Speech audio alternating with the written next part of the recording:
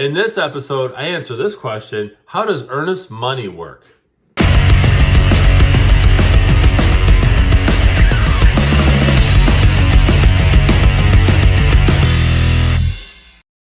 Welcome everyone to this episode of the Ask Jason Gelios Show. I'm Jason Gelios, Michigan Realtor. Had a great question about how does earnest money work. And so before we dive into that, I invite you, if you're not doing this already, to follow me on social media.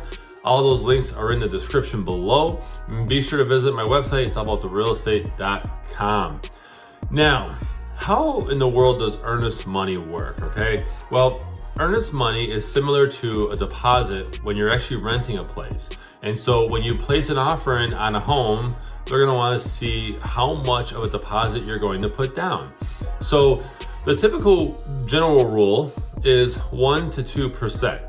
That's if you're not in a highly competitive seller's market, where you would want to increase that amount to show that you are a more serious buyer and you have more skin in the game versus just doing the bare minimum, and the seller views that as, average. So what happens when your offer is accepted? So your offer gets accepted. Your agent, in my state of Michigan, and I'm pretty sure it's across the country like this, they have to collect that deposit in the form of a check within 3 days, okay? And that's a state law. So that check, your earnest money, will get deposited into a separate account per the state law, and it will be held until your deal is done. And then that money, which is not a fee, by the way, it's not extra money that you have to pay, it goes towards your closing costs at closing. So you will see that credit on your final documents, okay?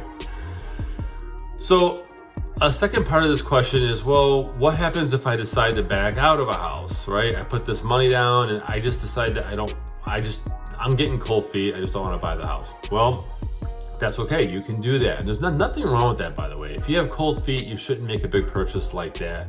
Sometimes that can happen as you're going through the process. If it's just a little nervousness, that's okay. But if it's actual cold feet and you don't want to go forward, that's okay. But you have to understand what happens to your earnest money, okay?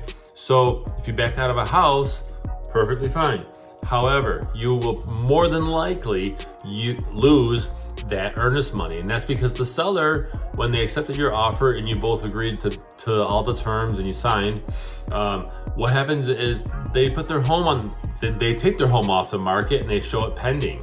Well, if you're going through the process and it's 2 weeks, 3 weeks, and next thing you know, hey, I just don't want to buy the house anymore, you cost the seller 2 to 3 weeks, or however long it took you to get cold feet. And then what happens is, they lost out. They had to make an extra mortgage payment, which they probably would have anyway if they own a mortgage on the home, have a mortgage on the home. But basically, you'll lose your deposit, your earnest money. So in a nutshell, that's what earnest money is. It's not an extra fee. It's not. It's a good faith deposit. I don't know if they still do this, but years ago, when you would purchase a car, you would give the salesperson, a deposit to hold the car, and then they would get it ready, and then you would come back when everything's all set and you would sign. I know on my last car I purchased, I didn't have to do that. They just had it ready within a few hours, and I just showed up.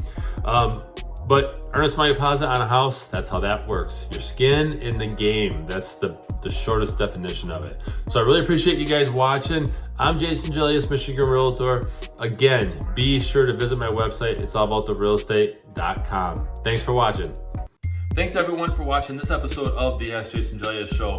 Be sure to visit the links in the description below to pick up your copy of my real estate book, Think Like a Realtor. It's a little book about buying and selling residential real estate through the eyes of a realtor. It's real world advice, tips, whether you're a new agent in the business or you are a home buyer or even looking to sell a home. This is great advice. So I really appreciate it if you guys visit those links, pick up your copy, and go ahead and share a review, good or bad, if you like it, if you hate it, okay? But get your copy today. Thank you.